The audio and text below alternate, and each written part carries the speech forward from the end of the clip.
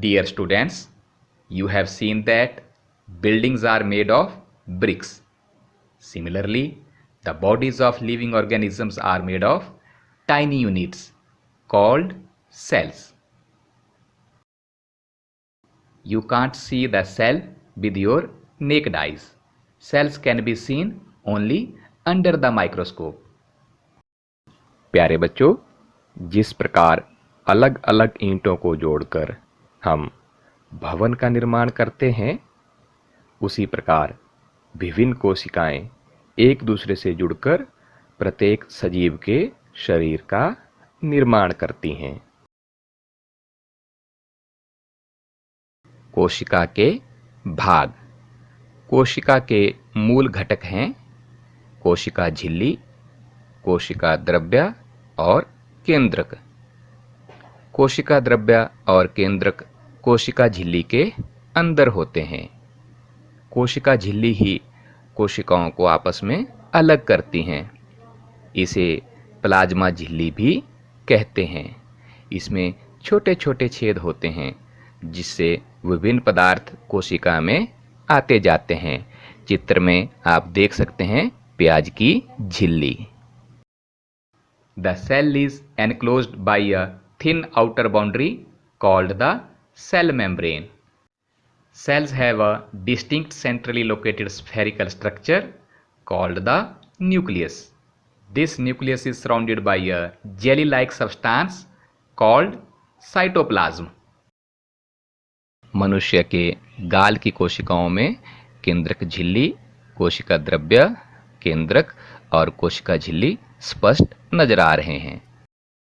केंद्रक।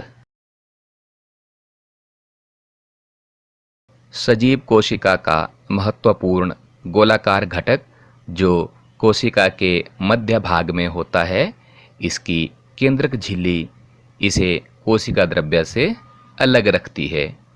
यह झिल्ली भी सरंध्र होती है। सूक्ष्मदर्शी से देखने पर केंद्रक में सघन न्यूक्लियोसिस दिखता है और जो केंद्रक में धागे जैसी संरचनाएं दिखती हैं वो क्रोमोसोम अथवा गुणसूत्र कहलाते हैं। ये जीन के धारक हैं और माता पिता के गुणों को संतानों तक पहुंचाते हैं।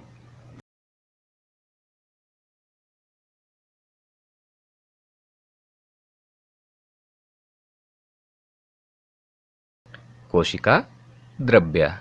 यह एक जेली जैसा पदार्थ होता है जो कोशिका झिल्ली व केंद्रक के बीच में पाया जाता है। बच्चों, आपने हरे रंग के अलावा भी और रंग की कई पत्तियां देखी होंगी, देखी है ना? तो क्या इनमें भी क्लोरोफिल होता है और ये भी प्रकाश संश्लेषण क्रिया करती हैं? जी हाँ, हरी पत्तियों के अलावा दूसरे रंग की पत्तियों में भी क्लोरोफिल होता है, परंतु इन पत्तियों में जो लाल, भूरा या पीला रंग होता है वो हरे रंग को ढक देता है। इन पत्तियों में भी प्रकाश संश्लेषण होता है। The leaves other than green also have chlorophyll. The large amount of red, brown and yellow color mask the green color. So photosynthesis takes place in these leaves also. बच्चों, आपने गीली दीवारों पर, तालाब या ठहरे हुए पानी में हरे रंग के काई जैसे पौधे देखे होंगे। ये सामान्यतः कुछ जीवों की वृद्धि के कारण बनते हैं। इन्हें हम शैवाल कहते हैं। ये हरे रंग के होते हैं और इनमें भी क्लोरोफिल होता है। इस कारण शैवाल भी प्रकाश संश्लेषण करता है। The slimy green patches in ponds or in other stagnant water bodies, it is called as algae. Algae, due to its green color, has chlorophyll. Algae also prepare their own food by photosynthesis.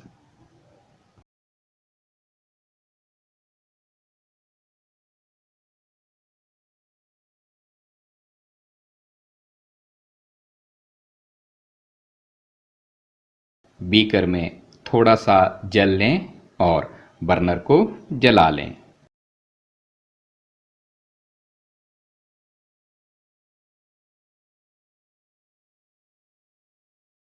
परख नली में एक पत्ती रखिए और उसमें पर्याप्त मात्रा में स्प्रिट डालें जिससे पत्ती पूरी तरह डूब जाए। Take a leaf in a test tube and pour spirit to completely immerse the leaf.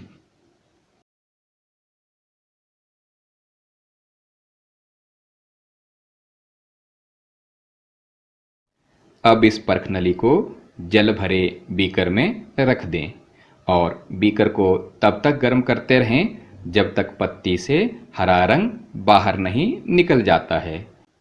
Now place the test tube in a beaker. Heat the beaker till all the green color from leaf comes out into the spirit.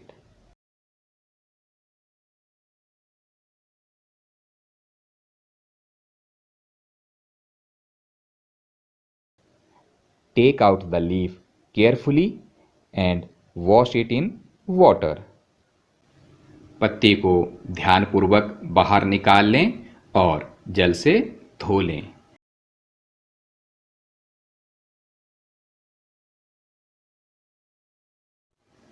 धोने के बाद पत्ती के ऊपर iodine विलयन की कुछ बूंदें डालिए। Pour some iodine solution on the leaf and observe. आप देखेंगे पत्ती का रंग बैंगनी हो गया है। The leaf turns into violet color.